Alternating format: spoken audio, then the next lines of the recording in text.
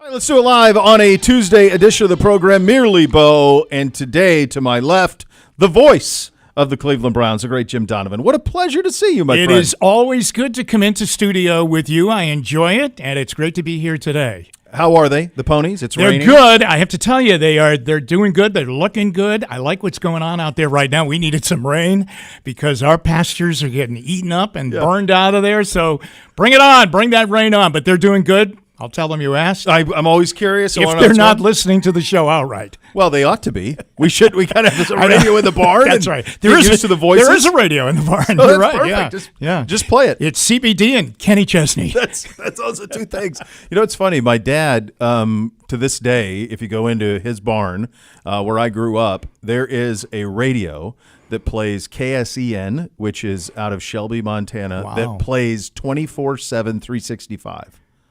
The radio is always plugged in and always on, no matter what time you go. Yeah, that we are right there with your dad. Yeah, I mean, we have that on all the time. Plus, we have an indoor riding arena at the on the farm. There you go. And to keep the groundhogs out, even though we've really built a beautiful, an incredible venue. Maybe even better than the current indoor facility here. I know there's another one. I know there's another one on the way. And we have a radio up real loud there. Scare tactics. It's scare tactics. Yeah, you got to do it. They're evil. They'll find their way into anywhere. It's either that or watch Caddyshack and see how Bill Murray did it. This could happen to you. Absolutely. Take this a warning, boys. This could happen to you. This is the first time that we've had you here and that you and I have talked since your retirement from television, the television side of it. And I asked you when I came in, and I'll ask it again now, what are you doing with your time? Because that is something that when you're a man of routine, and I was in that world for a long time. Yeah, and it is a routine. It is a routine, right? Yeah. I mean, it's evenings, it's nights. This is what you do.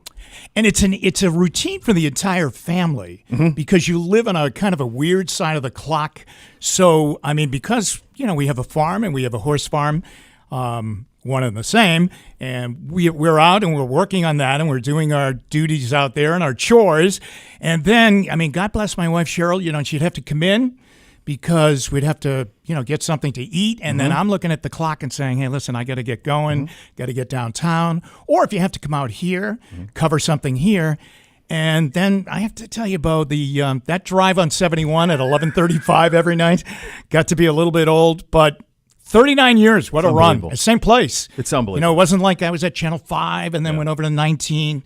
It was always at Channel 3, which is great. And they gave me a tremendous amount of opportunities there to do a lot of different things, and including, becoming a part of the Browns productions and doing the radio games. But, we've been through a lot the last couple of years, so it was time to take something off the plate.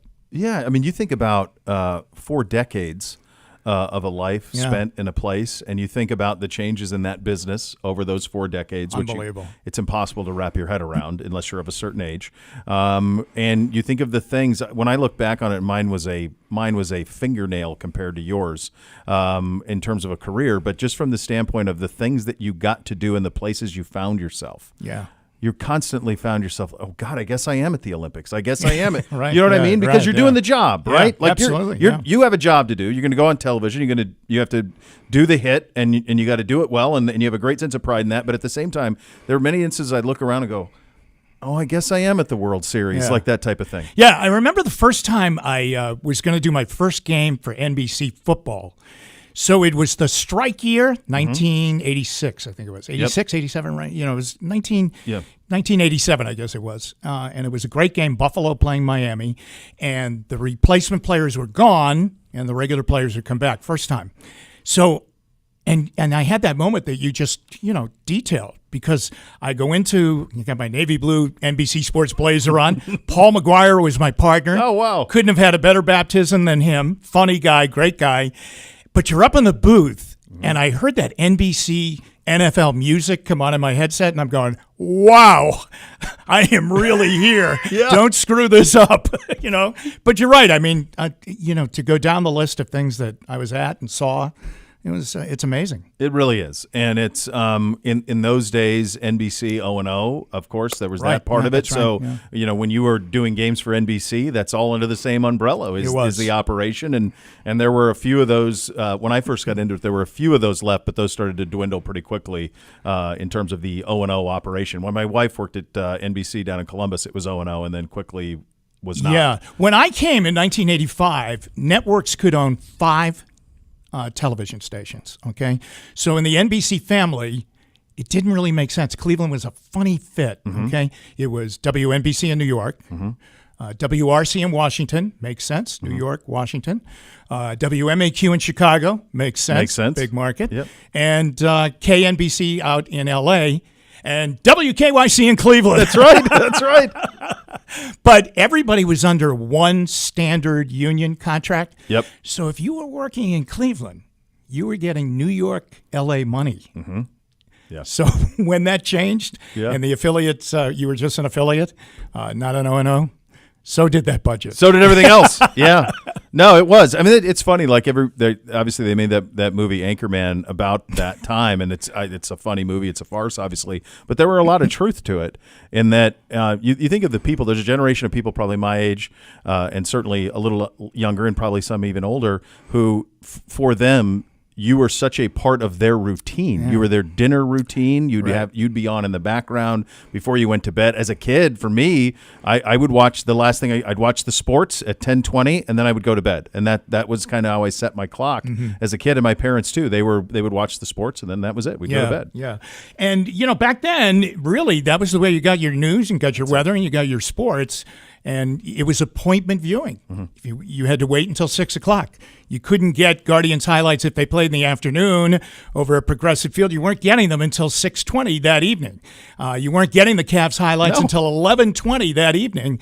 But now everybody is, they're doing 3 o'clock newscasts, 4, 5, 6, 7, 10 o'clock, 11 o'clock has become kind of a forgotten newscast. I mean, and really people's work habits have changed too, and people don't stay up as late to get their news because they can get it right on their phone. That's right. You said something that made me think. You said, 11:20, you had to wait for 11:20. This happened to me several times. I'm guessing it happened to you a lot. How many times did you find out about something at 6:37? Yeah. And just going, oh my God, I just got to get to 11:20. Please don't have this somewhere else. That's right. Hope one of the other stations doesn't have it. If it's big enough, it goes 11 o'clock, right top of the lead. Yeah. I just got to make sure. And here, Fox would have been on at 10, so you'd been dealing with them later on. But how often did that happen where you knew something, but you just had to wait? I'll tell you, I'll give you a Brown story about that. Yeah.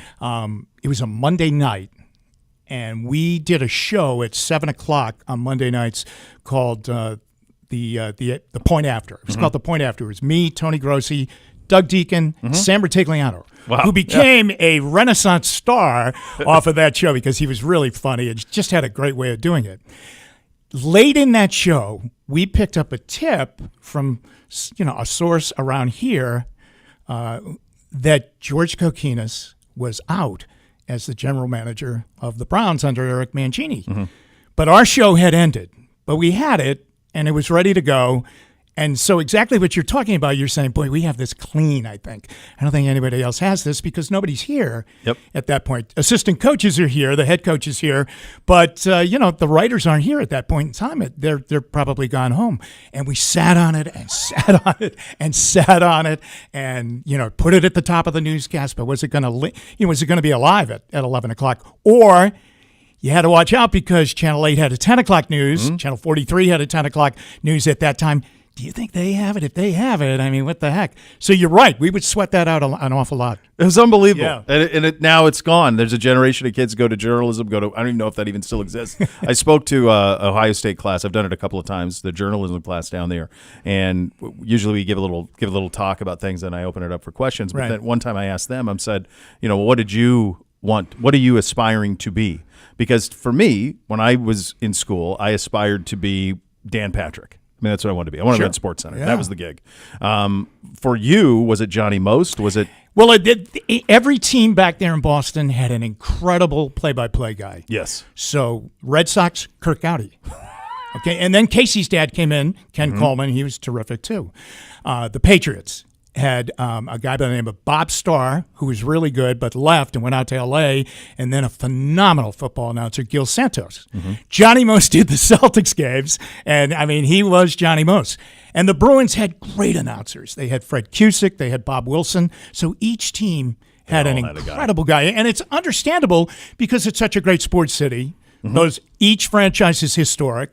And when you get a job like that, I mean, Johnny Most is, 11 titles in 13 years. He's sitting pretty good with a pack of Camels. He was. I'm shortchanging him, Bo. 3 packs of Camels. A lot of Camels, buddy. It was. So you and I had things that you would point to and say, well, I want to do this. I want to do this. When the answer I got back from this class was so interesting, but most of them would say something to the effect of that they wanted to work for a team, that they wanted to work in content creation for a team. There was a kid who said NASCAR and that type of thing, whatever their interests were, but there was a pretty logical path for us and for you and any of us in terms of you start at a lower market, then you try to build your way up, and that's eventually you get to a place that you call home, and then that's it. And where did you start? I started in Billings, Montana. Wow. Yeah, I was still in college when I got the sports director job there. Right. So it was one of those things where like 2 guys left within a month, and they're like, hey, we need a guy to do television. Market, I think it was 163 or something like that. And they said, do you think I was interning and I was doing like some stuff on the side? And they said, well, we'll hire you if you're, and I'm like, yeah, I'm in. I think I can manage this in school, and I did. So it was St. Cloud, Minnesota. See? For me. Then to Burlington, Vermont. I like the weather. I like the cold weather. Yeah. And then here. So there weren't a lot of stops, but you're right. I mean, you had to hit the trail. To think you were going to leave Boston University, and here I thought I was pretty big. I was doing their hockey games, and they were at the top of the world at that point in time. But to think that you were going to leave Boston University, take off your cap and gown, and go over to WBZ, right, was a real dream. I mean, you were dreaming. So you had to hit the road. Do you remember? And again, I might be dating you. There was a magazine called Broadcasting. Oh, I remember. You go to the back. Yeah. And there were classifieds there. And that's how I got the job in St. Cloud, Minnesota. You looked in the back of that? Yeah. That for me, it was. Was it? I think it was TV. Was it TV Jobs or Media Line? One of those. Yeah, that was like it was an online thing that we would constantly, and then something would pop, and you're like, what do I got to do to get there? And some of these markets, and this was a market like this. It felt. Now, my wife was from here, so I didn't have a point of reference on necessarily who was here until I met her, and then I was aware of it. And I remember one of our first meetings with her dad, and he found out what I did. He's like, well, you got to talk to Jim Donovan. Like, that's the guy you got to be like. You got to try and be like Jim Donovan. I'm like, well, that's a tall order. I'll see what I can do. But I remember seeing you down at the brown and orange scrimmage. That's right. Down at Ohio State. That's right. Yeah. You were always so kind, and I remember that well. Yeah. I mean, you imagine that? That's Terrell Pryor's first time back in the shoe. That's right. So we were covering it from that side. I remember him being in the tunnel Yeah. And very, very skitsy about whether or not he wanted to come out because he didn't know what kind of reception he was going to get that night. Well, he was banned. Yeah. He couldn't step foot on campus. Yeah. So because the Browns went there, that was the only way that he could step foot on campus, go in the stadium, any of it. And the first time he'd been back since he was run out of town in the middle of summer. Yeah. So, yeah, it had that. But, yeah. I just want to tell you on that first job and that classified ad, I remember the wording of the ad, and I went, wow, this is great. Yeah. The ad said, one of America's 4 great radio stations seeking a play-by-play sports director able to do sportscasts. And so I jumped on it. They called me up, brought me out for the interview, and I am driving outside of the Twin Cities like 95 miles. And I'm going, wow, this must be a heck of a signal that this radio station has. So they offered me the job, but I handed in a hockey tape. Okay, because that's what I did. Yeah. And that was really my first love at the time. And the owner of the station called me up. His name was Andy Hilger. And he called me up and he says, hey, we want to offer you the job, but we don't have a football tape or a basketball tape. We have a hockey tape from you, and it's great. You know, you really can call a hockey game. So we were going to offer you $10,000 to take the job. But because we're going to still offer you the job, but because you don't have the hockey or basketball tapes, you don't have the football and basketball tapes, we're going to knock that down to $8,500. And I could not tell my parents why, how much I was making. My dad kept going, how you doing out there? And I was living in a guy's basement out there.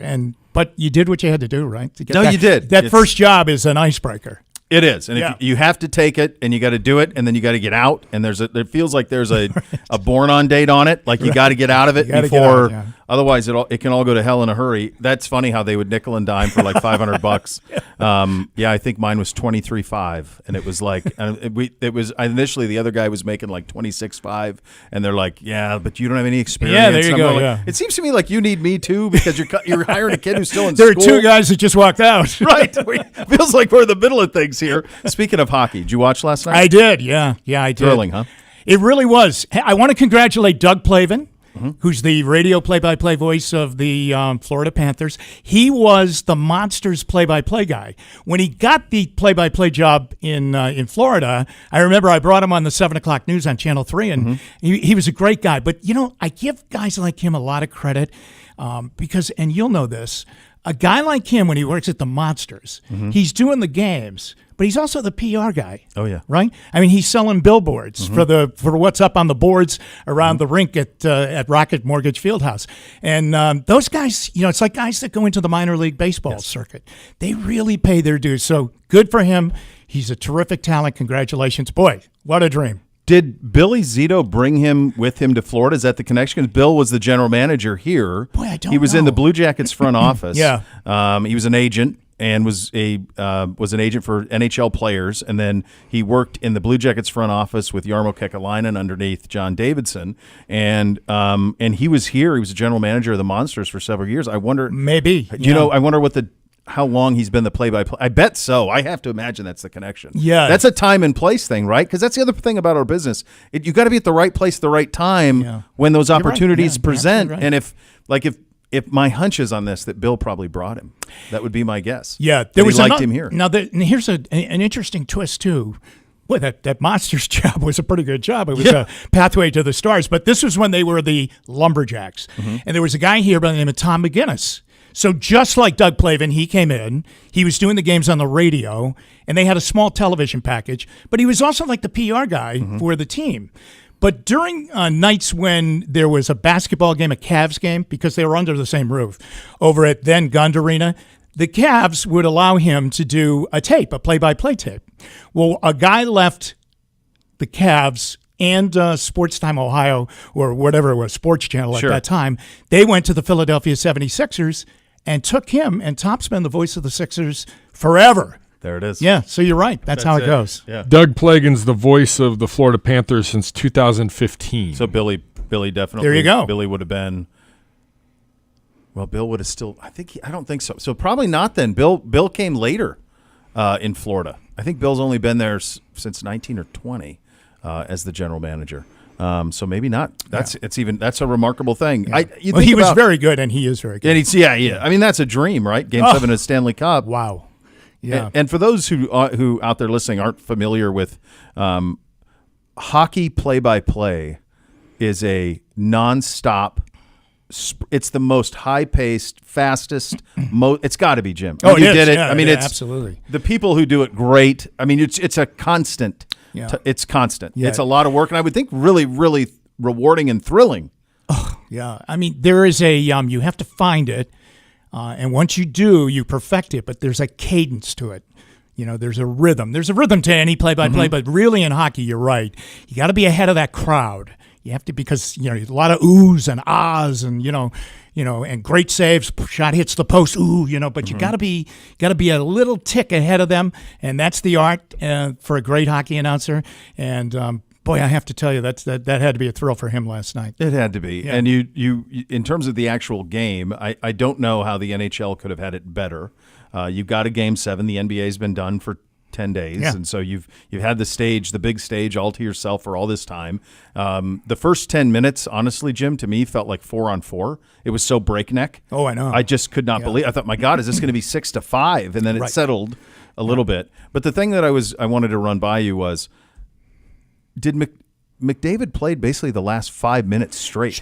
Yeah, he played. Now this is incredible for a forward, okay, yes. Which he is the best in the world. He played 26 minutes in the game, okay?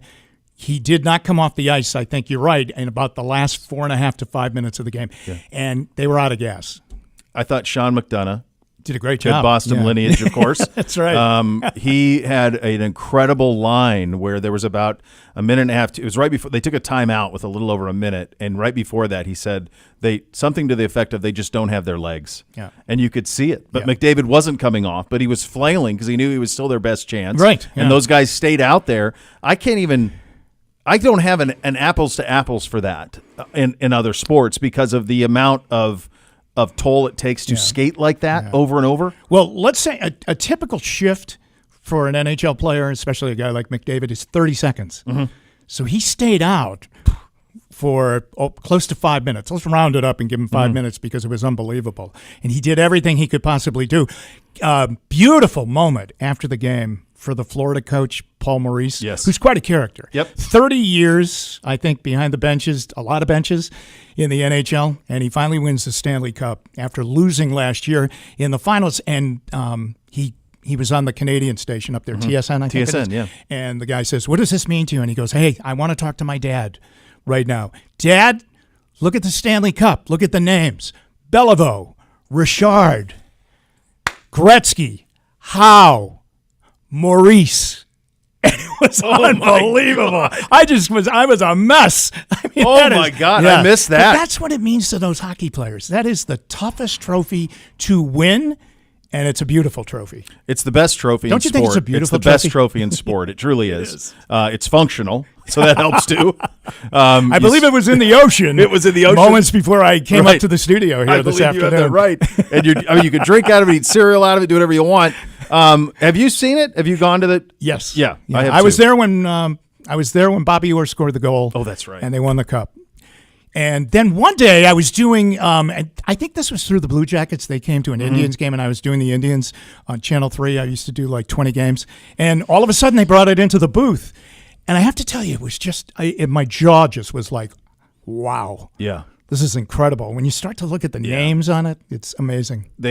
In the Hockey Hall of Fame in Toronto, there's two of them. There's one on permanent display there, and then there's one that goes to the team for the time that they get it. Right. And yes, it is awesome in the truest sense of the word awesome. To look at it, to read the names, the size, the scope. It weighs about 45 pounds now. Right. Yeah. So it's got a certain weight to it that is remarkable, let alone the weight that it carries and what it means to the people who play that sport. Now, there's a great book that just came out called My Day with the Stanley Cup. Oh, geez. Because everybody gets a day with the cup.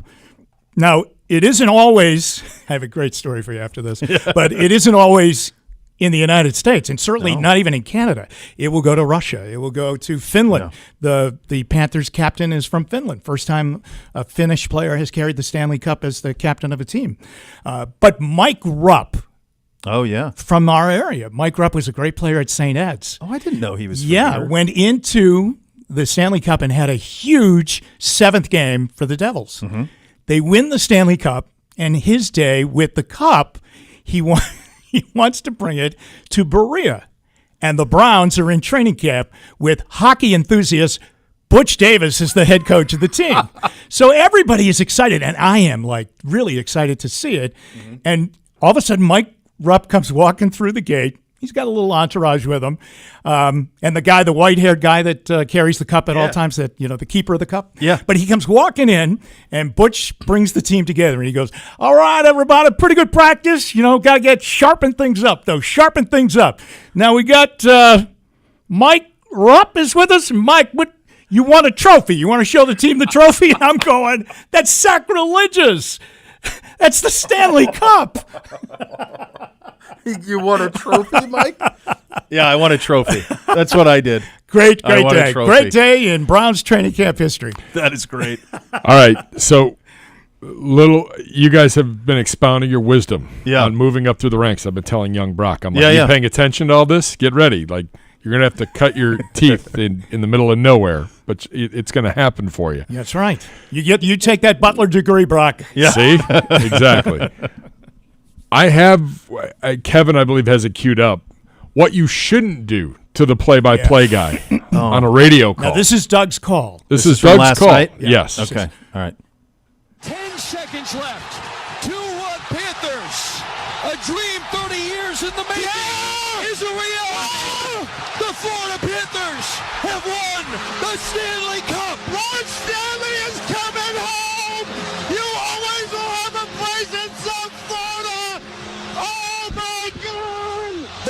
Panthers have won the Stanley Cup for the first time in franchise history.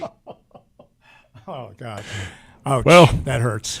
It's like every time you see that's called getting Lachade times 10. You know, good St. Henry boy taking shots from Gibby.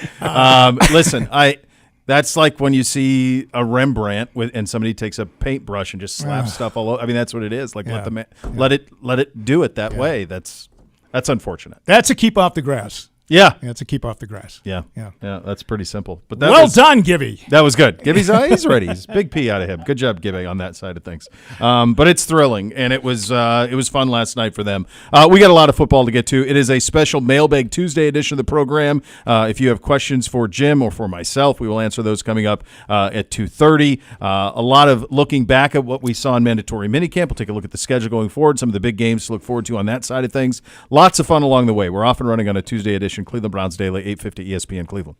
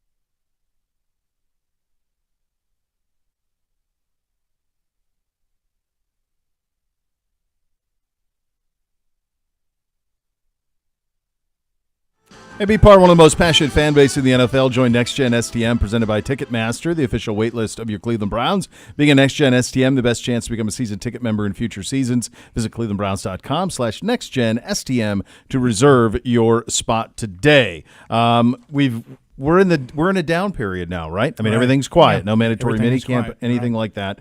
One of the things that Nathan and I talk about a lot, and I think we talked about this similar when you were on last, Jim, was this notion of this being we live in this is a very quiet off season, but this is what happens when you have a good roster. This is what happens when you have front office continuity, when people stick around. Right. And so it's, in a way, it's kind of like last season's off season repeated. We just want to see Watson play and be healthy. Everything else has kind of been taken care of. There was when I was watching the minicamp and the OTAs before that, there was a real sense of togetherness, and I don't mean in a corny way, but togetherness because they have been together, exactly what you're pointing to. I mean, they've played alongside each other. I think there is a real hunger and eagerness to wash that Houston playoff game right out of their system. Opportunity lost going into that thing, very hot, the way they finished the regular season. But it's a real, whereas for so many years it was such a young team. Now it's still, there are young players on the team, but there's a real veteran feel to the team. So I would imagine when you go around to some NFL camps and you see teams that have been together, Buffalo, New England in their heyday, things like that, squads like that, I think the Browns probably look a lot like that right now because you're not introducing 12 new players, 8 of them coming in free agency and 4 guys you picked up in the draft. And I think for everybody that is comforting. Yeah. I mean, we were talking yesterday, like we've got guys we drafted, they're going to have a hard time making this team. Yeah. Because there just aren't spots. The phrase that I've used to kind of articulate what you described right there is we've got pros. Yeah. So what we've got is we've got a bunch of guys now that we've drafted who have won, who hold others accountable. And I remember we had DePodesta in here a couple of years ago, and he's like, well, this is the Browns way. And we're like, well, what is that? What is the Browns way? And he's like, well, I can't give the secrets up. But the Browns way is land your draft picks, let them develop into stars, give them second and third contracts so that they can then be the example. You don't have to bring in somebody from somewhere else to teach you how to be a pro. Yeah, right. This is the first time since the late 80s that we've had that circumstance. Because a lot of times in the early comeback years in 99 and beyond that, and I understand what their situation was, but a lot of times you would bring in pros who were well past their good years, okay? And they were here, and there was one last good paycheck, and there were a lot of good paychecks being written here, but they were done. So they could tell stories about what it was like to be a pro and what it was like when they were in New England or they were in Chicago when the Bears were good or in Green Bay or places like that. But when they went out on the field, they were, a shadow of what they were in their heyday. So it has to be the combination of those young players, they have to see it out on the field. That's the true litmus test, I think, for players like that. And I think that's here now. But you're right. It is definitely here with their draft classes, in those big draft classes when they had all those picks.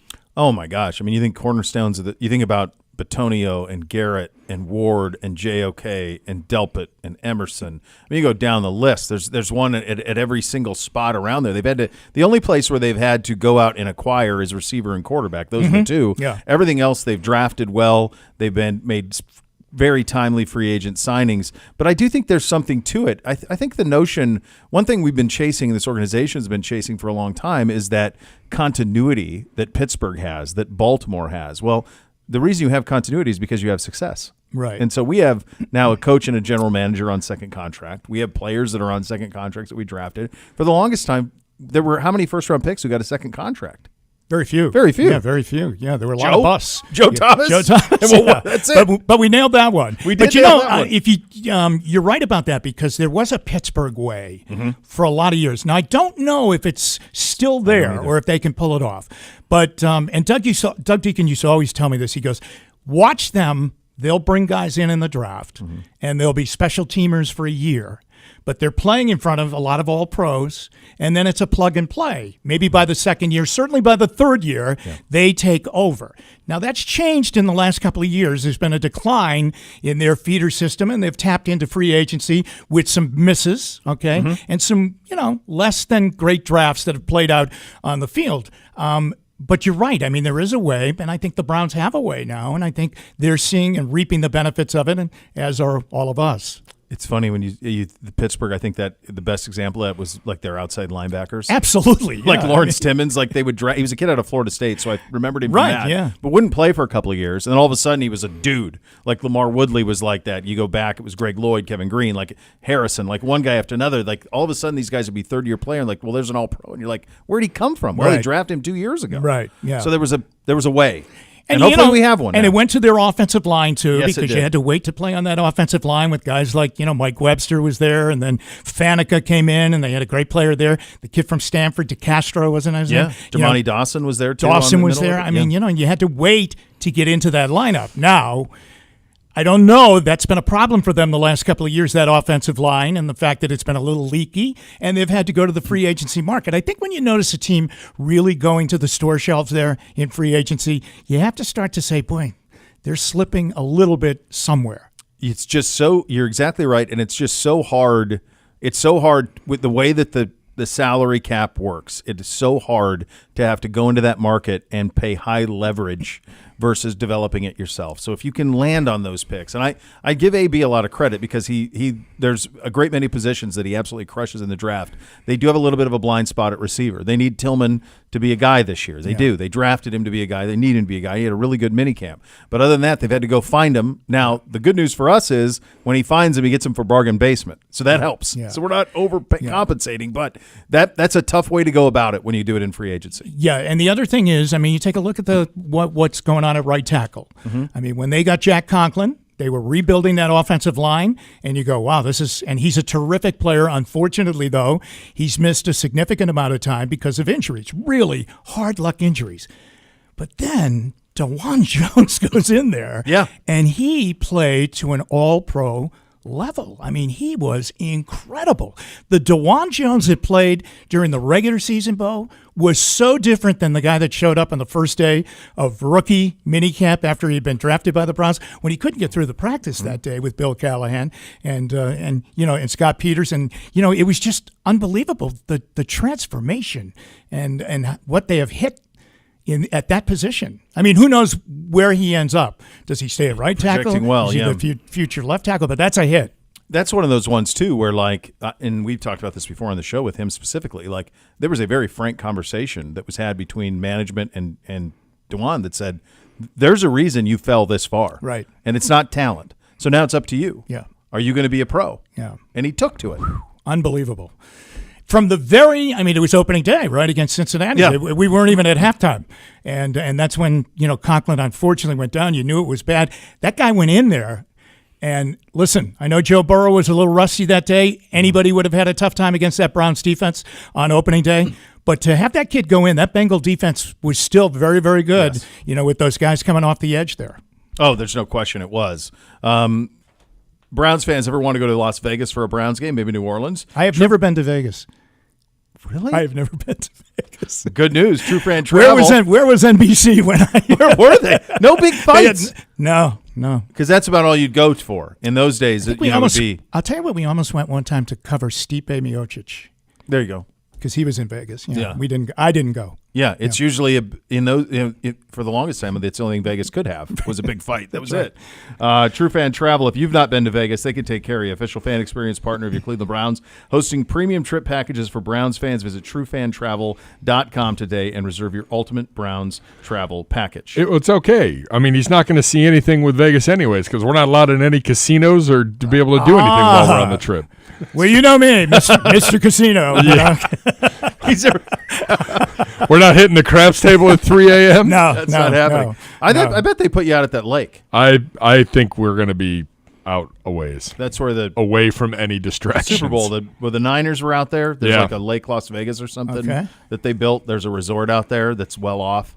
But even that's going to have casinos in it. Like, I don't know how you're going to walk.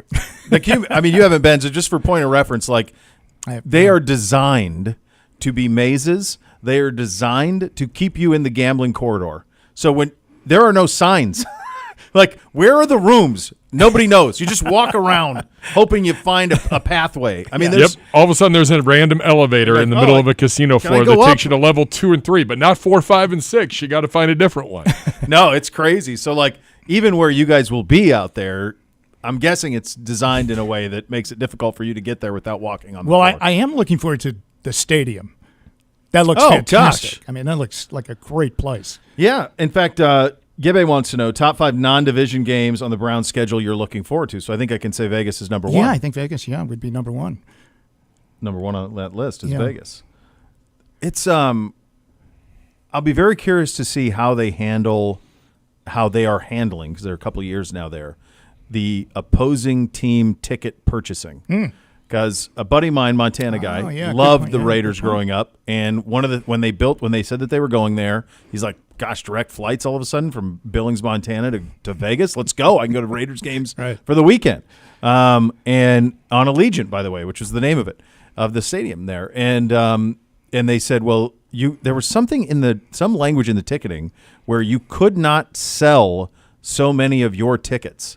Because what they were fearful of is not having a home field advantage because everybody wants to go to Vegas and watch their team. Yeah. So it's like, to be honest with you, I mean, the Browns travel well. Yes. The Steelers travel really well. Mm-hmm. The Packers travel really well. Yes. Gibby, I don't know if you remember, but when Tom Brady came back off of his Deflategate suspension. Oh, how could I forget? The first game was here. New England West. That's right. They took over. This was Foxborough West. It was incredible. Every parking lot was nothing but Patriot fans. That's right. At like 7 in the morning as I'm driving downtown, I'm like, this is going to be a really long day. And he took out his bad mood against Roger Goodell on us. What year would that have been? Would that have been 2012-ish? Right in there? Yeah. I think it was a little earlier. Around there. Boy, he was on fire. He was on fire when he came out for the pregame warm-up. 2000. You just knew. 2015. Oh, okay. Okay. Yeah. Well, there you go. Okay, so it's all the way in. Okay. Oh, well, then we're in the worst part of us. I mean, that's 15, 16. Yeah. Oh, you have no idea. No, I don't. I don't want to know. It was like watching 7 on 7. Yeah, I don't need to say it was actually like 7 on 4. I don't think he finished the game. He just torched them so badly that day that they took him out. I mean, in the fourth quarter, he had done his work. Go ahead, Gibby. 33-13, 28-40, 406 yards and 3 touchdowns. Missed on 12 and did not finish the game. And didn't finish. I'm good. Yeah, I think the ones that most fans are looking forward to are just the non-traditional ones, going to Vegas for the first time, and then I do think New Orleans is a fun one. I like New Orleans a lot as a city. I think it's funny, like New Orleans and Vegas, Jim. I have the same rule: 2-night maximum, and then I got to get out because otherwise it gets loose. The Browns play well there. In New Orleans? The Browns have played very, very well there since their first win as a new franchise was there. Tim Couch threw the Hail Mary to Kevin Johnson. They beat Mike Ditka and Ricky Williams that day. That was their first win. They beat Gerard Cherry, who was on the coverage. But they've gone down there and they've played very well. Brian Hoyer had a big game down there one time. Oh, that's right. I remember Colt McCoy had a big game down there one time when it looked like we were, okay, here we go. Hook 'em horns. Right. But I don't think, we haven't been down there a lot. I don't think I've ever seen the Browns lose down there. Well, that's good to know. And it might be 3 games. Yeah, but it's not a lot, but it's enough. You build on it. Where do they have you guys stay? Do you guys stay out of Bourbon? Or do you go? No, it's right across the street, isn't it? From they have a Hyatt there, Yeah, right? I think so. Right. That's where we So stayed. the last time we were there, we were at the JW Marriott on Bourbon Street. Really? It's a little bit of a distraction. Gibby, wasn't that when Josh Gordon's, that was the end for him with the Browns? I think so. I'm sorry. Let me correct. They have lost the one game. They lost the heartbreaker when Callaway. Yeah. My God! Made that great catch. Yeah. And they kept missing the extra point. And the kicker at that time, the kid we drafted him, he came to find out he had like a quad injury that he really didn't speak about, and he just kept missing, and they ended up losing the game. That's right. I remember that. Now Antonio Callaway.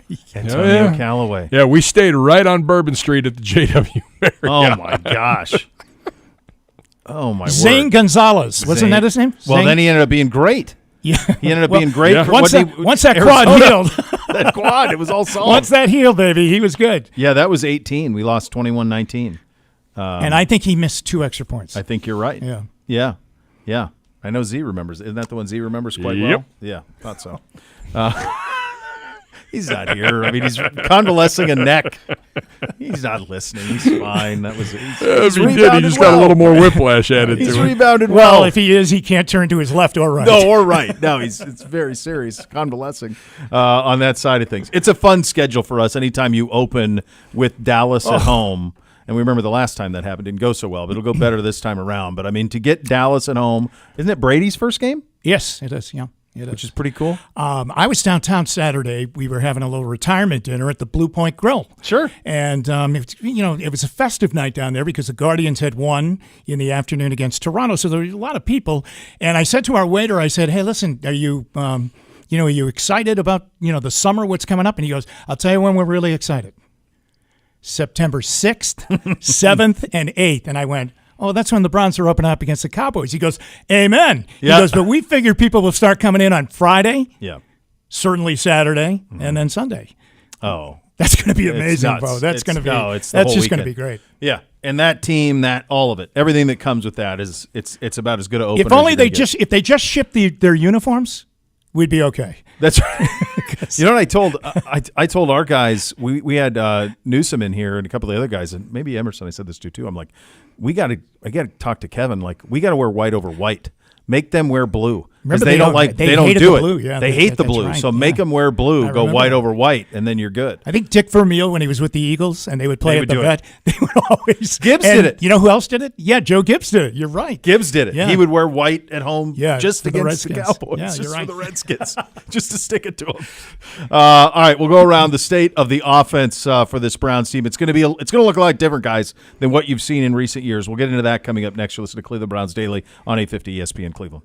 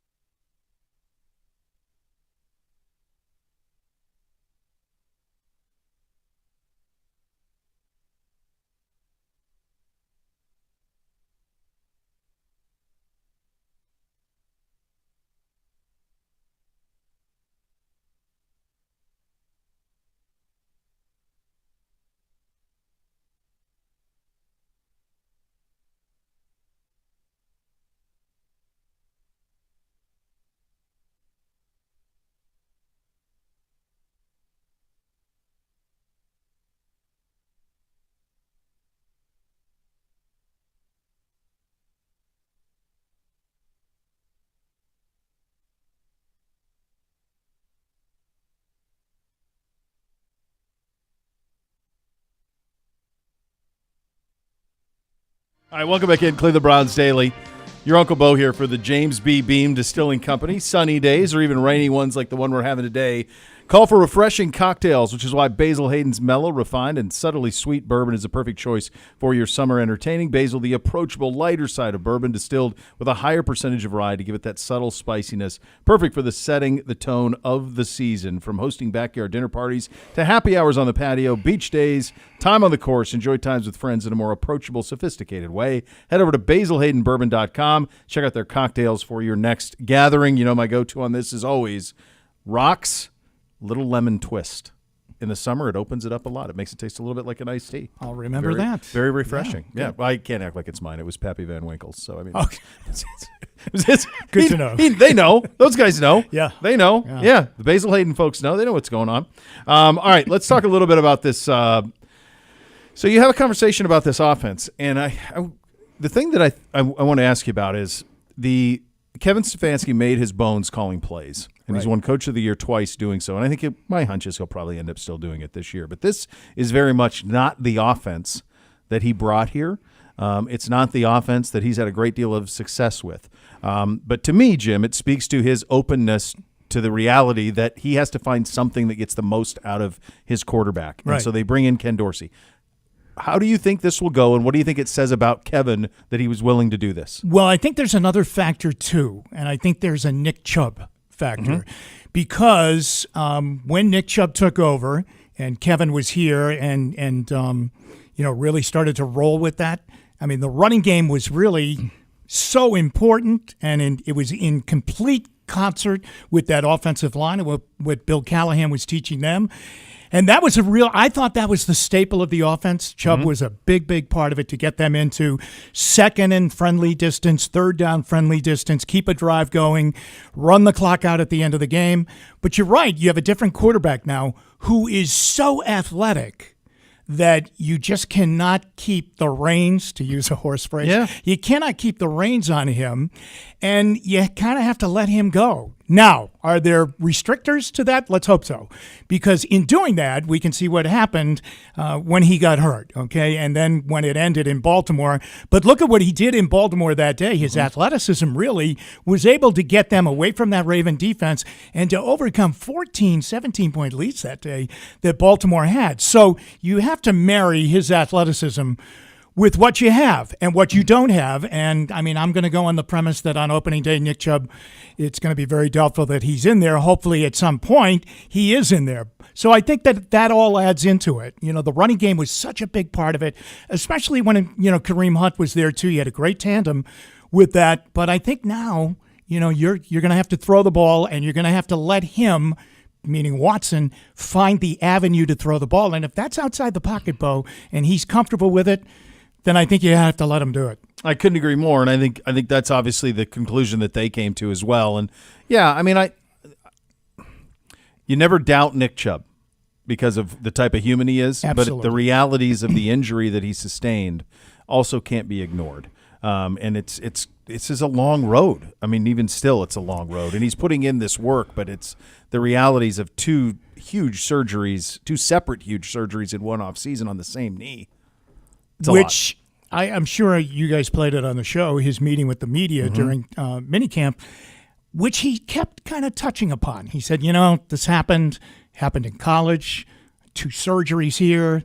He brought that up 2 or 3 times. Now, I'm not saying he's hesitant, but I think he's being a realist, what you and I believe, and I think Browns fans need to believe. This guy is putting in an amazing amount of time to rehab because he is a true football player. But it is a tough road. He's been throwing a tough pitch here to try and handle, especially at that position, and especially the kind of player he is. His power and his legs are amazing. Yeah, it's his engine, and his engine had a complete overhaul. Is what happened, and it's trying to be built back. And I can't imagine the lone. I mean, we see him here all the time. He's been omnipresent ever since the injury and in the rehab and all of it. He's been here all the time. So the year they went to the playoffs, COVID year, they go down to Dallas and they have an amazing game that game, and they go up and down with the Cowboys and they win. But remember, early in that game, he went down after a terrific run against the Cowboy defense, and he went out of the game, and he missed a couple of weeks after that. Now, he came back very quickly. He had like an MCL sprain or something. Took him 2 or 3 games to become the Nick Chubb pre the injury in Dallas. And now multiply that by what happened in this scenario in Pittsburgh on that Monday night. Yeah, but I love him. I love him. He stares at us as we do the show every day. So, no, you couldn't love him anymore. He's everything you'd want a football player to be. And at his best, I don't think there was anybody who did it better. I think he was as good a running back as there was. The vision, the power, the speed, the breakaway, all of it. Like, he was as good as anybody in the league for the time that he did it. And hopefully he can get back to that level. But this offense has to move on. And what they're going to do is play a lot more shotgun, a lot more four wide. I don't really have any question anywhere except for, and it's just more other than the Watson question, which is just he's just got to play a full season and be healthy. Hasn't done that in a very long time. But I do think it is fair to question the receiving core. There is no question there is pedigree there. Outside Amari's unquestionable. But beyond that, you have guys who have incredible pedigree who you just need to see it consistently manifest on the field. The acquisition of Jerry Jeudy. Obviously, Elijah Moore had moments where he was really good last year. Tillman's another one. There's a potential there for that to be a real special unit. Jim, does it have to be? Yeah, I think so, because I think I think you're going to go to this offense that's probably going to lean on throwing the football because of what we just talked about, the running back situation, which will be a true running back by committee. I think. I mean, I don't think there'll be a workhorse back like the luxury that they had with Nick Chubb and what he could do. He could keep drives going for you. So yeah, I do believe it. I think they all have a role, and I think you and I would probably agree on this. Maybe David Bell is what David Bell is, right? Finds a spot out there. Yeah. He did it pretty effectively right at the end of the year, certainly in that big catch and run for a touchdown against Jacksonville when he was uncovered. But, I mean, he's kind of a go-to guy. It's 3rd and 6. He gets you 6.5, and that's it. But you're right. I mean, Jerry Jeudy, the pedigree on him coming out of Alabama was unbelievable. Tillman had really high passing grades coming out of Tennessee. But there were points last year, Bo, especially down the stretch, where Tillman really had to go in and play, right, after they traded away Donovan Peoples-Jones, that I think he was lost a little bit out on the field. And I could remember, Flacco going up to him and saying, no, you're supposed to be over here, So the education of him and maybe just the comfort factor of absolutely knowing what his responsibility is on a certain play, where he's supposed to be, because it's precise. I think that will show you what we really have. Yeah, and I think another thing with Tillman, with Moore, with Jeudy, Amari can do anything. But I do think this 4 wide, one thing we saw in minicamp was there was a lot more option routes for the receivers. So they didn't have to be quite – you remember like the big beef that Baker had with Odell was he wasn't exactly where he needed to be at exactly the time that he needed to be there. You ad-libbed. He ad-libbed. This style that Dorsey's implementing with Stefanski's allows for a little bit more ad-libbing. A little bit more. And I do think that these guys all grew up playing in this type of system. Yeah. They all played spread. They all were in those spots. So there's potentially a spot there. But I'm not worried about running back at all because I think they're going to committee it. They'll ride the hot hand. Right. They'll be fine. We saw that at last year.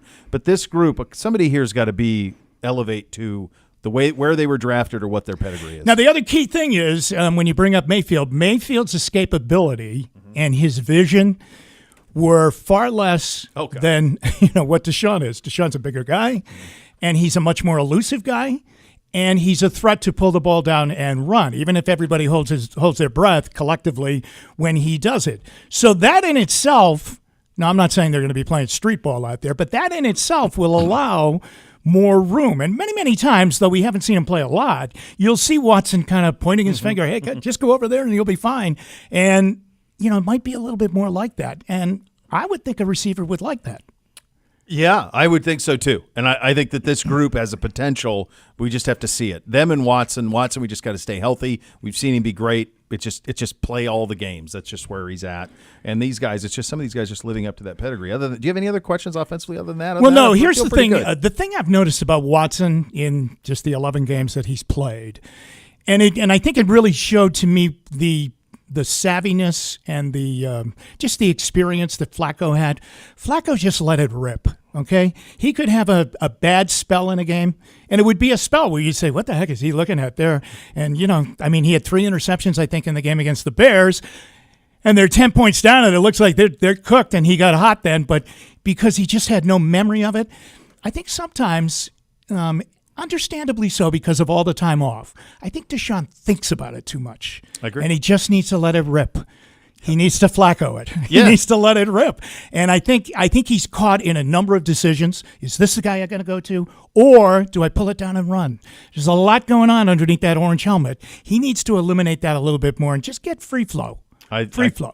Yes, it played with a lot of fog. Yeah. Very little clear, so. Seeing it clearly. So hopefully that can change with just consistency, just more reps. You listen to WKNR 850 ESPN Cleveland, a good Karma brand station. Coming up next, we will get into a Mailbag Tuesday. That's coming up at 2:30. Second hour of the program here with the voice of your Cleveland Browns, the great Jim Donovan. You listen to Cleveland Browns Daily, brought to you by Ballybet. Sports betting partner, your Cleveland Browns, now live in Ohio on 850 ESPN Cleveland.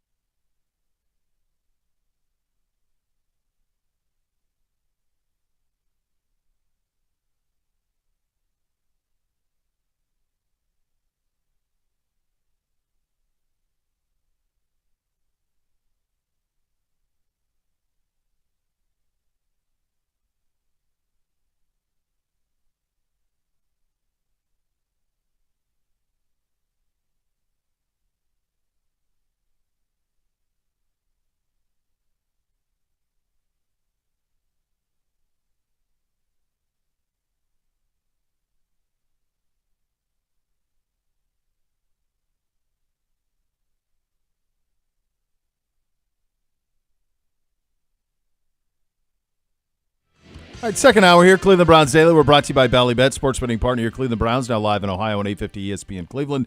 Bo, and the voice of the Cleveland Browns, the great Jim Donovan here as well. We did a little bit of a synopsis on where we stand offensively as we are in this summer break. On the defensive side of the ball, I don't have any questions, Jim. I think it's pretty – I'm looking at the two. I'm like, yeah, we're going to be good. It's going to sort itself out.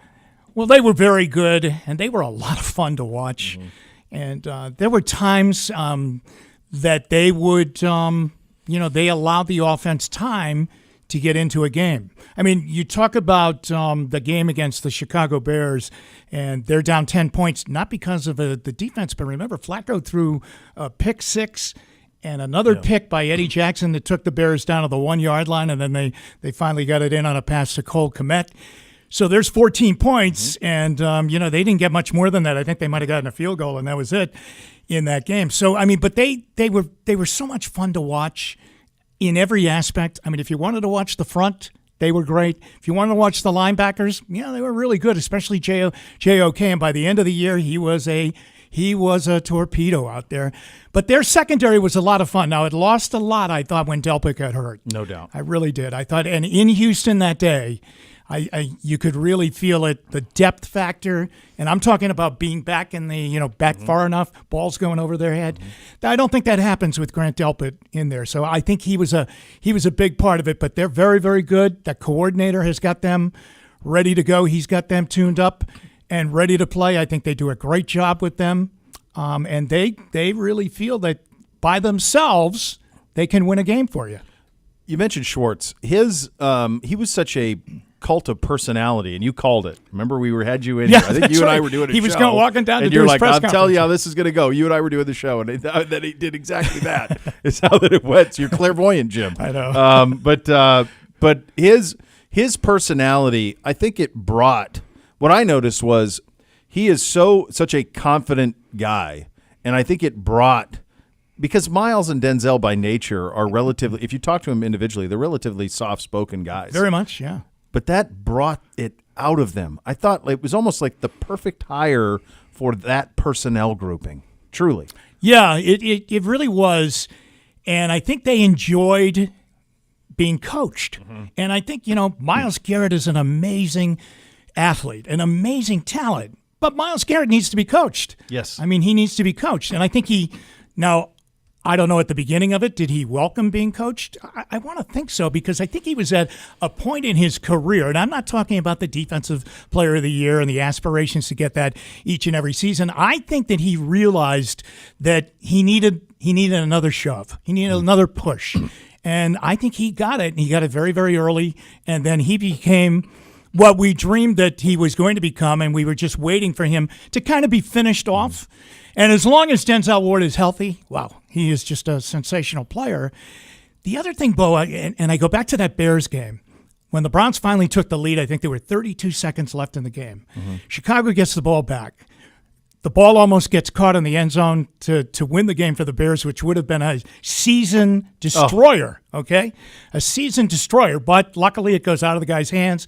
DeAnthony Bell picks it off, and we celebrate. Who didn't celebrate? Jim Schwartz. Mm-mm. Because I remember Kevin went over to him and went, all right, great job. And he went, no.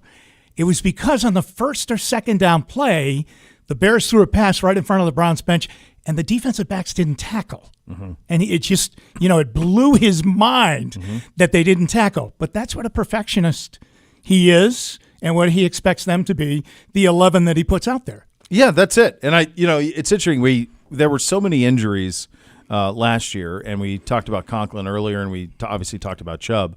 But the Delpit one is one of those ones that, because it came right after the extension, and it happened so late in the year, and I remember it almost was the idea of like, now what? Really? Another one? Haven't we used up our allotment of injuries lost for the season? Exactly. And then he hit, and getting him back. Because he was playing it was a borderline Pro Bowl type season. I agree. I agree.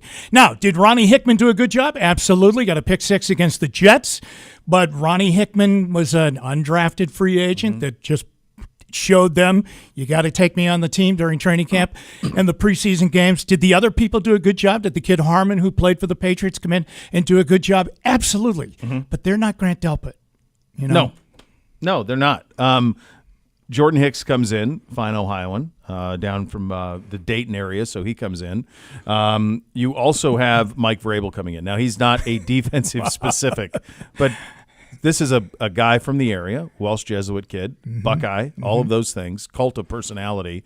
And if you saw him out here at minicamp, I did. He's having the time of his life. He was coaching. Yeah. Yeah. He wasn't sitting in looking at graphs and charts. He was out there, and if Bubba Ventrone needed help with special teams. Now, Mike was a great special teamer with New England. I mean, he really was. He was tremendous. He, along with Matthew Slater, great years in New England. But he was out there having a ball. And I mean, that's infectious. That really is. That's a good set of eyes and a good voice, and it must be great for him to be at home. I'm amazed he didn't get a head coaching job. I think it was. So I don't know this. I mean, we haven't talked to Mike. Because I thought he would be in New England. So did I. He had gone into the Patriots Hall of Fame in the summer. He gave an incredible speech the day they did it. The Titans had they had a day off in training camp. So they scheduled the event around that, and he went out and he gave this wonderful speech because there were feelings that Mike did not leave New England on the best of terms with Belichick. He didn't want to be traded. Yep. He felt he should have been able to stay in New England and was playing at that level. And, Belichick is that kind of guy. He uses you play for him, and then he finds another player like that. But I thought that his speech and everything really opened up that he had a great soft spot for New England and that might be paving the way. Well, and I don't know this, but do you think there was something, or maybe I read this someplace, that there was some sort of an agreement with Mayo? Yeah, oh yeah, definitely. To where, if you come back, you're coach in waiting, like that type of thing. Yeah, maybe there was that type of thing with the Kraft family that prevented it. My hunch on Mike, and I see him all the time, but we haven't had him in here yet, and I'm sure there'll be a time for that, but it just hasn't happened yet. But my hunch is that he wasn't just going to go into something just to take a gig. I think my hunch is that he's going to wait for the right gig. And really, if you look at last year's coaching pool, the best gig was probably Chargers because you have the quarterback set up. Right. Now, you got to go to the snake pit in the AFC and all of that, but you got the quarterback. You have to have the quarterback. You got to have that. And then I think Atlanta was probably the second best. Because you were going to get the quarterback. Because you get the quarterback. You got everything else. But it seems like they were going in the Belichick way, and then they were talked out of that and ended up with Raheem Morris. So I think those were probably the spots. But then once that passed, I'm guessing you just weren't going to take a gig to take a gig. Yeah, I thought maybe Washington. But there was a GM that had, the new GM was coming in there. You're right about Gerard Mayo because remember, Mayo was a really hot candidate to become a defensive coordinator. Remember, he kind of shared that position in New England. Yeah. Was he not on our list? When we a little bit, his name was floated around. I do remember that. So that's when the Patriots went to him and said, "Hey, listen, we're going to redo your contract. If you stay here, you'll run the defense, but Bill's probably not going to be around much longer, and you would be the coach in waiting." So you're right. Yeah, and if it doesn't go well for him there, would Mike go there? That would seem to make a lot of sense. The other thing that I think about with Mike is, part of the, and this is just connecting dots, but in Tennessee, imagine waking up one day and they say, "Yeah, we just traded A.J. Brown." And you go, "Wait, what? What did we do? Right. Why would we do that? Why would we trade A.J. Brown? Are you kidding me? Oh, we're going to draft his replacement, his Treylon Burks. Wait, just you wait. It'll be fine." Well, it's not fine. This isn't fine. So one thing I think that he's doing here, and this is just me connecting dots, is let me figure out how a whole operation's run. So that if I'm in this position again and I'm up NFL jobs next summer, I can say, I want control over roster. I want control over this. And this is how I do it. And so I do think he's getting some hands-on with AB and Paul and everybody in terms of this is what we go through to build a roster. So I think that there's some of that's happening too. He's a tremendously loyal guy. Yes. Okay. And this goes back to high school. He was a great player at Welsh Jesuit. And I think when he moved on, I think I have the story right. His high school football coach, whose last name was Reardon. It might have been Jerry Reardon. Gibbsy might know who the head coach was. It was Jerry Reardon. Jerry Reardon at Walsh Jesuit. Great coach. Vrabel loved him.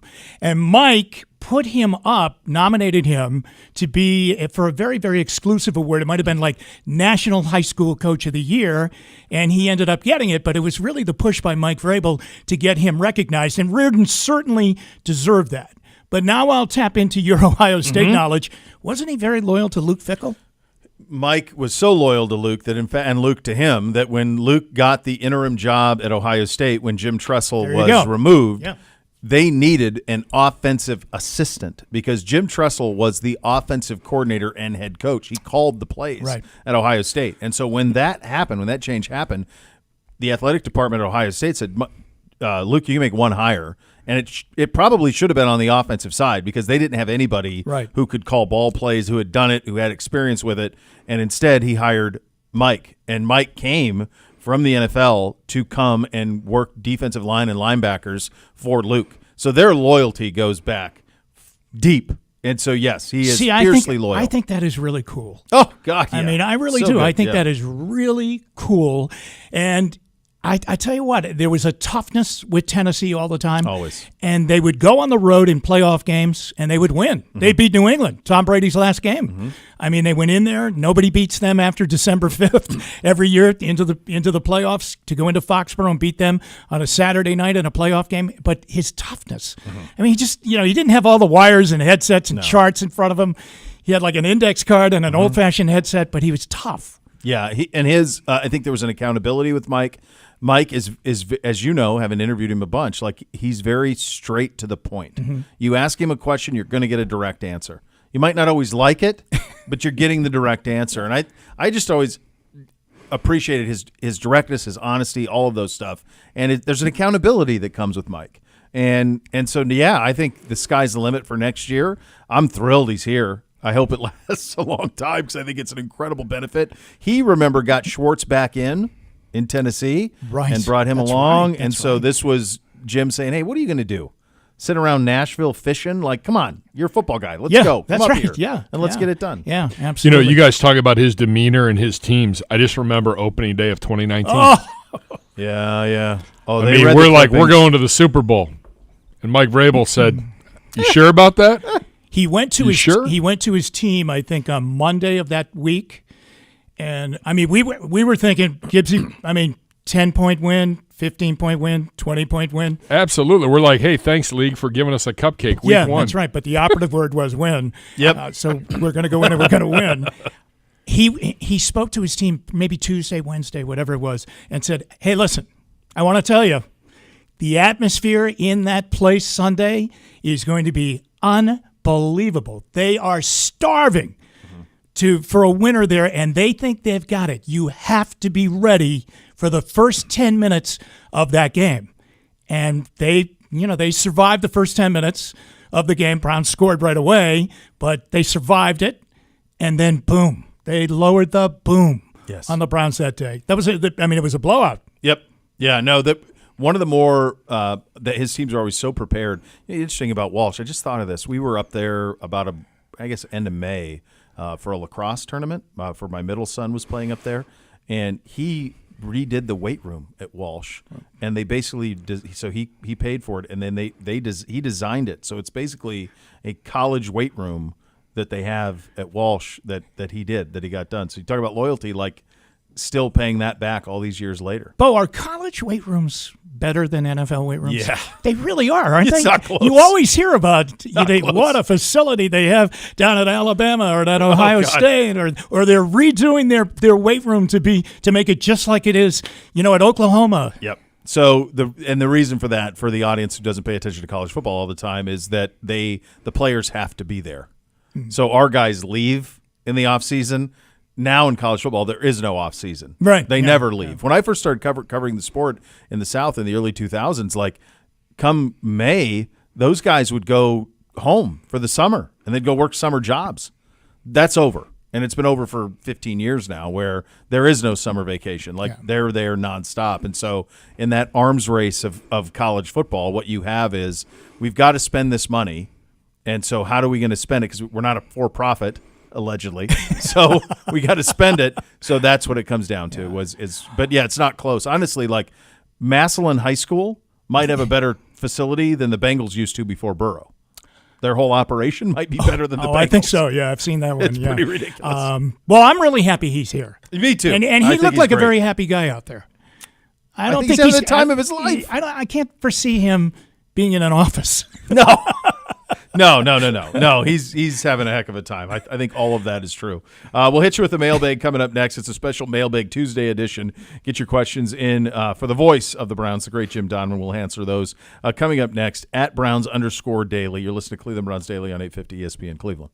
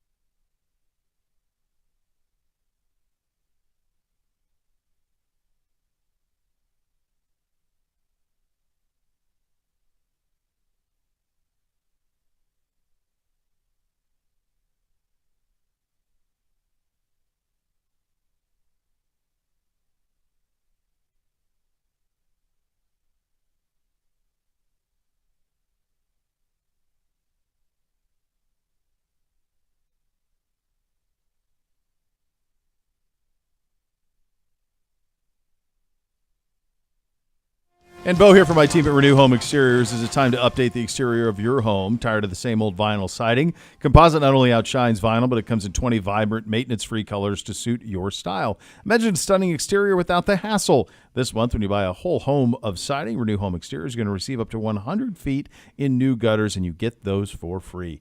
Renew your home with Renew Home Exteriors, composite-clad siding. Renew Home Exteriors, superior products and superior service. Visit RenewEstimate.com. Tell them Bo sent you, and they will take care of you on that. You want to talk about? We were talking about big changes in the media and all of that landscape. I don't know that any sport that we pay attention to in this country has changed more in the last 20, 30 years than college football, which is on the precipice of being pro, but they don't want to acknowledge it. It really is. Yeah, so I mean, it really is. Kind of in a nowheresville at the moment. Where do you think it's going?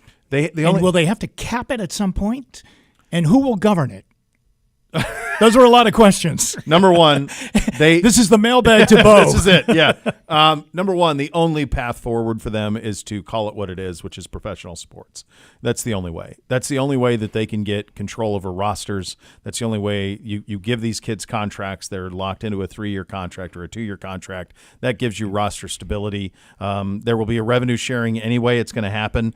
They fight it over and over again. They think that this olive branch of the $20 million that each Power 5 team is going to give every year is somehow going to be enough. But that was one of 4 or 5 cases that are currently being argued versus are these guys employees or are they not? So they're going to continue to lose those. Every time they get in front of a court of law, they lose those. So the $20 million that's not going to do it. There will be more. So the only way that they can truly get control back is to call it what it is and make it professional sports. And then they're going to have to do that, you're going to have to privatize football and men's basketball away from the rest of the university. So will there be some commissioner of college football? I mean, there kind of already is, Jim. It's Greg Sankey of the Southeastern Conference and Tony Petitti at the Big Ten. Those guys are calling the shots, and they're calling the shots in conjunction with their television partners. So Sankey is working with ESPN and Disney and all of that, and Petitti's working with this conglomerate of NBC and CBS and Fox primarily because they own part of the Big Ten network. So they are the ones running the sport. Like, we have a 12-team playoff this year that's coming. It is not well thought out at all. The schedule of it makes absolutely no sense. But right now, they are still sharing in the wealth of that with the other now Power 4 conferences because the Pac-12 is gone, and they're still sharing in that with the Group of 5 to worry about antitrust. But the end of that is coming, and what you're going to have are 2 super conferences, the Big Ten and the SEC, and those conferences will balloon in numbers, and that's eventually what it's going to be. So when you talk about these kids getting contracts, 3-year commitment, will we stop seeing all this jumping around? Yes, because that's why that's the only way to prevent it. Because what they tried to do with name, image, and likeness and free transfer is they tried to say, okay, but you can only transfer if we give you permission. Okay, well then they get into court of law and they say, well, wait a second, these aren't employees. An actual student would be able to transfer anywhere he wants to go and go to the next school as long as he's academically eligible. Those same rules would have to apply to a student athlete. So every time they try to put some sort of restriction or cap on it, they get beaten in courts and they lose over and over again. So the only way to do it, and Saban talks about this, Ryan Day's talked about it recently, Urban talked about it years ago, the new athletic director at Ohio State, a guy named Ross Bjork, he said it out loud. I've never heard Ohio State talk the way Ohio State's talking athletically. But his introductory press conference said, we're headed for a pay-for-play model, and we got to be ready for it. And that's where we're at. Yeah. Do you feel there's an amazing amount of talent across the nation? No doubt about it. But is there a little bit or a lot of charm taken off the game because of this? The ratings would say no. Because of tradition. It's still tradition and everybody wants to be a national champion, right? Yeah, and I think the one thing that sport has going for it more than even this one, and this is the most popular sport in the country by 100 miles, but college football has become second, is that in college football, we are used to rooting for laundry. The rosters change. They already flip. Right, yeah, it's every 3 or 4 years they flip. A guy's a hero for 3 or 4 years, and he goes on to the NFL, and then we get another hero. So they're used to rooting for Scarlet with gray and Buckeye leaves or a golden dome, and players come and go, but those uniforms remain the same. Those structures remain the same. The song's the same. So even if C.J. Stroud made upwards of $3.5 million his final year at Ohio State playing quarterback. Wow. So I don't think it affected anybody watching him play. I think everybody was fine with it. Now, he made that money on name, image, and likeness, mostly from booster donations. So what difference if it comes from them or if it comes on what caps from the university? Ohio State's athletic department last year, the revenues were $279 million. $279 million was the revenue. Their profit was only $4.5 million. Wow. Now, the reason that's the case is they have 36 athletic sports. They have sports that they give scholarships for that aren't even sports in the state of Ohio. Yeah, they have Olympic sports. Yeah, they have Olympic sports. Ohio State wants to be Alabama in football, North Carolina in basketball, and Stanford in everything else. It's bad business. Yeah. Have 15, 16 sports, and then it'll be much more manageable, and that's probably where they'll get. Who will get hurt in this? Will the smaller divisions, Division II, Division III, or those kids know they can go to those places and play? I think that or some of these conferences that are having such a tough time because they're changing year in and year out, and you don't know who a member is, and you're losing rivalries. There will be casualties. Yeah. I mean, look what happened in the Pac-12. Like currently, Oregon State and Washington State are out there on their own. Right. So there definitely will be casualties, and the strong will survive, and there will be some stuff that falls off. I think probably the biggest, when you say who will be hurt, my hunch is that what will be hurt is all of a sudden there will be, for example, there are coaches at Ohio State in non-revenue sports that make $1.5 million or $2 million. Why? Mm-hmm. Why are they being compensated that way? Right. Well, they're being compensated that way because they have to spend the money. Oh. That's why, because they're a nonprofit. Mm-hmm. So they arbitrarily decide we're going to pay this coach $750, this coach $1.5, even though these sports don't make any money. Mm-hmm. So that is what will get hurt. You won't have strength coaches making $1.5 million like that in football. That'll come back, right? So those things will come back. They'll have to. Yeah. So those are people that will get hurt. They will get hurt, but they're also making an inflated salary based on kind of an imaginary bubble that, you know what I mean? It doesn't make there's no model that says you've got to pay a women's basketball coach at Ohio State $2.5 million, for example. Right. It's not a profitable entity. Mm-hmm. So why would you do that? You do it because you got to spend the money. Is the reality of it. The other thing that'll be heard, and the one thing that's coming, you're gonna have to get used to. You are going to see fill in the cross country mortgage on the Buckeye uniform. That's coming. Notre Dame is going to have fill in the blank insurance company on their. That's coming because they're not going to want to give back their money. They're going to give it back begrudgingly. So what they're going to do is find new avenues to make more money. I understand that. Yeah, I mean, that's the way it's going to go. You see it. I took a look at the Celtics uniform during the NBA Finals, and they got a Mass Mutual. Right. You're going, wait a minute. Yeah. Bill Russell is turning over in his grave right now. Red Auerbach is taking his cigar and burning it. Stamping out the cigar. That damn Red. And as a kid, grew up a Lakers fan. How many cigars that guy have? Oh, my gosh. Every time you'd see me, he'd have that grin in that cigar. But the reality of that sport is it is, and you know this, you guys had the Irish all those years. And absolutely. And now that you had the Buckeyes on Saturday nights last fall, I'm guessing those are rated quite well. They were, yeah. And to be honest with you, they do so well that on that particular night, you're going to make some money. Yes. You're going to make some money. Now, when you end up with Rutgers, against somebody else of a lesser Illinois, sorry, Doug Deacon, but Rutgers, Illinois, you're crickets. You guys had, I want to say last year on Channel 3, I want to say the second or third week, you had Maryland against Charlotte. That's true. In prime time. Yeah. And that happened because of this deal. But that's the idea of adding USC, Oregon, UCLA, and Washington. You're going to get less of those going forward. The network partners are going to be satisfied because they're going to have better television shows. And the big break for Channel 3 going into the season was that the Ohio State-Notre Dame game was in South Bend. Correct. And they still had the contract pending that they had the Notre Dame home game. I'm pretty sure, isn't Ohio State, Oregon in NBC? It might be. I think it is because it's prime time out there, and that's one of the best games of the year. So that'll be a monster. It will make for a better Christmas party. It will. There's no question it will. We'll hit the mailbag coming up next. You're listening to Cleveland Browns Daily on 850 ESPN Cleveland.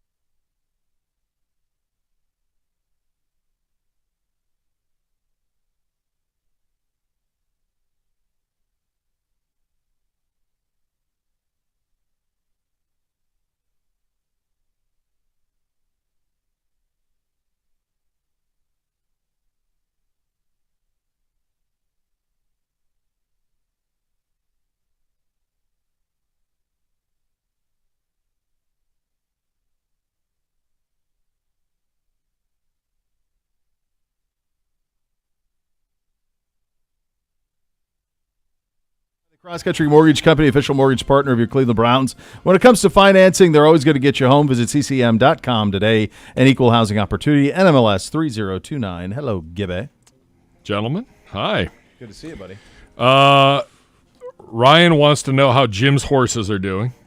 They're doing very good, Ryan. Thanks very much. We have 2 girls and a boy. 2 girls Fantastic. and a boy. Yeah. Sevilla, I'll give the names. Yep. Miss Vivian. No, if you meet her for the 4th time, you can call her Viv. Got to get into that. Yeah, not right away. And the boy who's having a very good time with Sevilla and Miss Vivian, Sonny. Sonny's living the time of his life. There's good living out there. Mark tweets at the show, what is Jim's greatest memory of his career in sports? Oh, my God. Oh, God. Wow. I would have to say my greatest memory would I was in Cleveland when the Cavs won the championship. That was pretty exciting, but they were out on the West Coast, and I was kind of anchoring back here. I would have to say it's got to be with the Browns. It has to be and it has to be with the recent Browns. I think great memories. I thought that Jets game last year when they made the playoffs, that was what it's all about. I mean, there was a guy one time that was I was doing a bowl game for NBC doing sidelines, and Auburn was playing Ohio State. Okay. And it was called the Hall of Fame Bowl. Mm-hmm. Now it's down in Tampa. And anyway, he said, we're going to watch the Alabama-Auburn game to scout it. He said, that is great theater. Mm-hmm. And that Thursday night, I thought that was great theater. That is. Yeah. Browns backers North Jersey with an interesting one. All right. If there's a chance, can you ask the great Jim Donovan about his memories of calling Kansas City, Seattle, where Derek Thomas set the sack record for a game? You were on that call? I did the play-by-play of that game, with Paul McGuire. Arrowhead Stadium, Marty Schottenheimer was the head coach. Yeah. Steve DeBerg was the quarterback for the Chiefs and had them on a little bit of a roll. Derek Thomas was incredible, okay? But here's the unbelievable part of the story. Kansas City is holding on to a lead, and they are very close to making the playoff. Arrowhead Stadium was like it is now, wild, okay? Derek Thomas has already set the sack record. David Craig drops back to pass. Derek Thomas goes right by the tackle once again to end the game with another sack to pad the record, and he loses David Craig on a shirt pull. David Craig heaves the ball into the end zone, and Paul Scansey caught it at the buzzer, and the Chiefs lose. Oh, my gosh. How's that for a memory? Oh, my gosh. And we'll be back with the Chiefs. Chiefs. That guy? Right, yeah. How many touchdowns did that guy ever have in his career? Didn't he run for political office, Paul Scansey? Feels like that. Yeah, that's the name ring a bell. I have no idea. It's been a long. Yeah. Yeah, he might was be right. Yeah, we'll be back with the Chiefs post-game wrap-up in a moment. Touchdown! Kansas City. It's the guy that doesn't open the windows. We're in a stadium where the windows are. Oh, the worst. Jersey Dog did want to know, where does your love of horses come from? It actually comes from my wife and my daughter. Cheryl had a horse before I knew her. And then she needed a car, so that she had to make a decision when she was single. Car, horse. Well, it's easier to park a car downtown than a horse. So when we got married and Megan became very interested in it with her mom, that's how they did it. And we went out and we got into the horse business. Can be a tough business. Well, it's not like it's not like we're at Pimlico. That's true. You're good. We're in Hinckley. Yeah, you're good. Yeah, but there is something really cool about when and I remember this even as a kid, but even as I will go home and we'll have a cup of coffee early in the morning, and to see them loping around, it's just a beautiful. They run so effortlessly and they're so powerful. They do. It's really cool. Brian tweets at the show.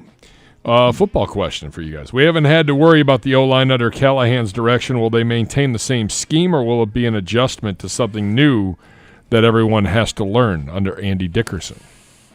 Well, Andy Dickerson, didn't he work a little bit with Bill Callahan? Wasn't he a bit of a student of Bill Callahan? I think if I'm a student of Bill Callahan or a player that played for Bill Callahan, under Bill Callahan, I think there would be a bit of the Callahan way as I carry on in my career. I don't know. I think that's a tough thing to see until we see them, what they're doing.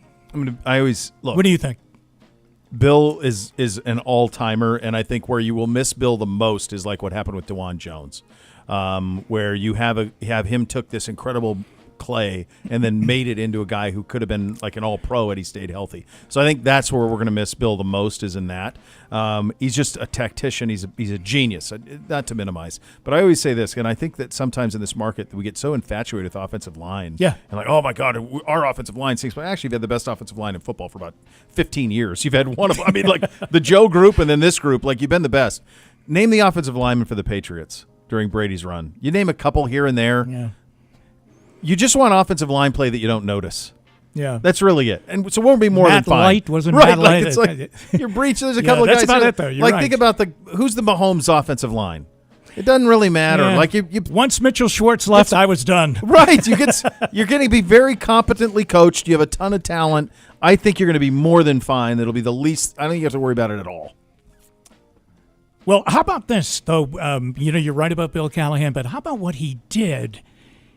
The COVID year, when they made the playoffs and all of the offensive linemen were hurt. Remember and how he Baker had to construct? met him in the line. Oh, you're the center. Nice to meet you. Yeah. That was in New York, wasn't it? Yeah.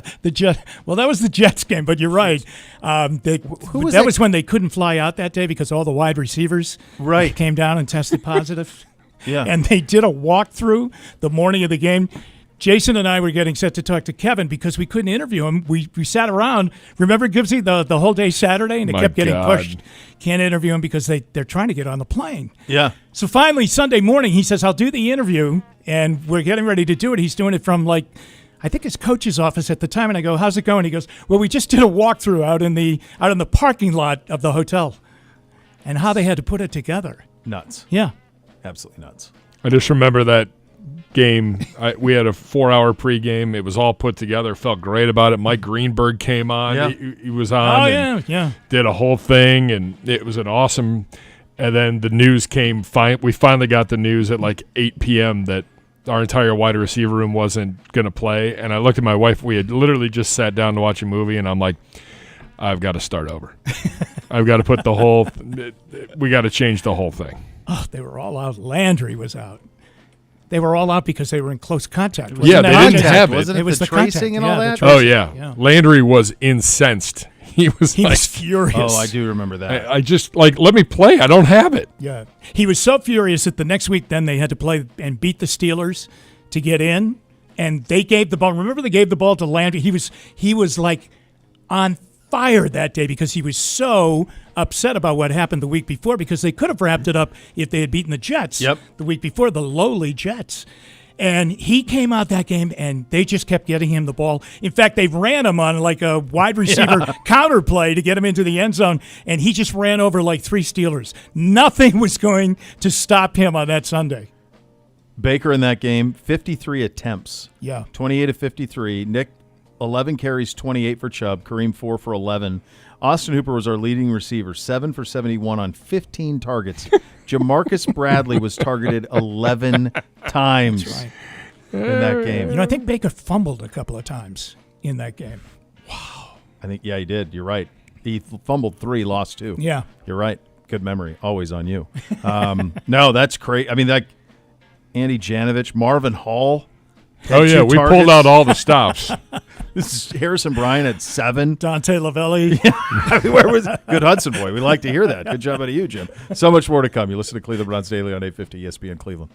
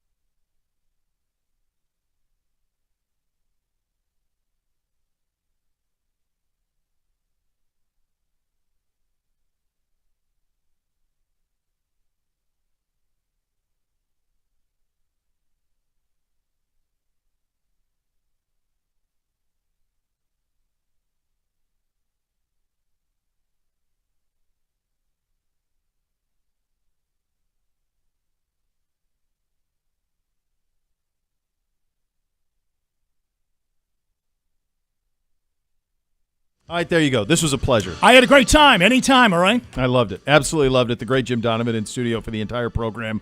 Quite a thrill to always be able to do that. A special Victory First Friday edition of the program tomorrow. This is probably the most remarkable week, and that's saying a lot, of last season. So that's Steelers week.